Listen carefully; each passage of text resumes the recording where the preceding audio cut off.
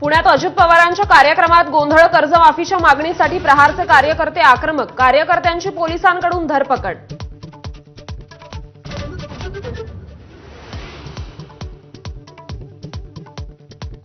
आमदार बच्चू कडूंच्या अन्नत्याग आंदोलनाचा आज 7वा दिवस. 16 जून पासून पाणीही बंद करणार असल्याचा पवित्रा. मुख्यमंत्र्यांचा फोन आला, मात्र लेखी पत्र आलं नसल्याची कडूंची माहिती. फडणवीस, भाजप, शिंदे हे महाराष्ट्राचे दुश्मन आणि महाराष्ट्राच्या दुश्मनांशी संपर्क ही महाराष्ट्राशी प्रतारणा. राज फडणवीस भेटीच्या प्रश्नावर संजय राऊत कडाडले.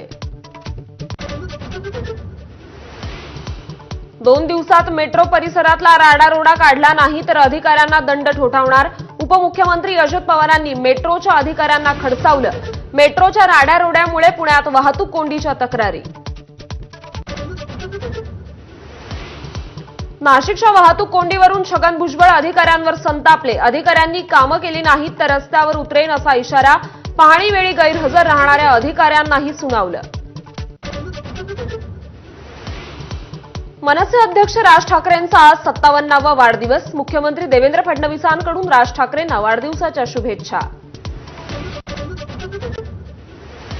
उल्हासनगरमध्ये डॉक्टरांनी जिवंत रुग्णाला ठरवलं मृत.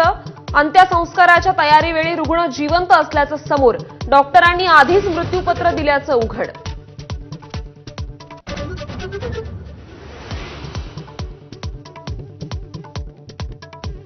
पुणे जिल्ह्यात पावसाचं थैमान. संत ज्ञानेश्वरांची पालखी प्रवास करते त्या दिवे घाटाची पावसामुळे दुरावस्था. मुसळधार पावसामुळे रस्त्यावर चिखलाचं साम्राज्य. मुंबईसह राज्यभरात आज मुसळधार पावसाची शक्यता. रायगडला पावसाचा रेड अलर्ट तर पुण्यात काही भागात दमदार पावसाची हजेरी. ऑरेंज अलर्ट जारी.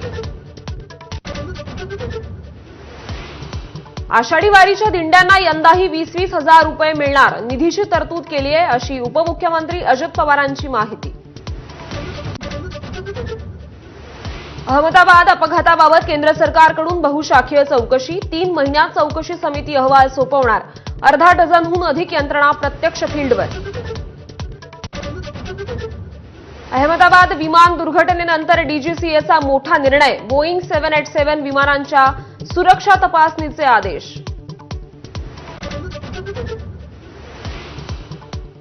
डीएनए चाचणीनंतर मृतदेह नातेवाईकांना सोपवण्यास सुरुवात. अनेक मृतदेह पूर्णपणे जळाल्यानं ओळख पटवण्यात अडचणी. आतापर्यंत 8 मृतदेह सोपवल्याची माहिती. मुंबईच्या कोस्टल रोडवर भरधाव कार अपघाताचा सीसीटीव्ही समोर. पावसामुळे कार घसरून उलटली. सीट बेल्ट लावलेला असल्यानं चालक थोडक्यात बचावला.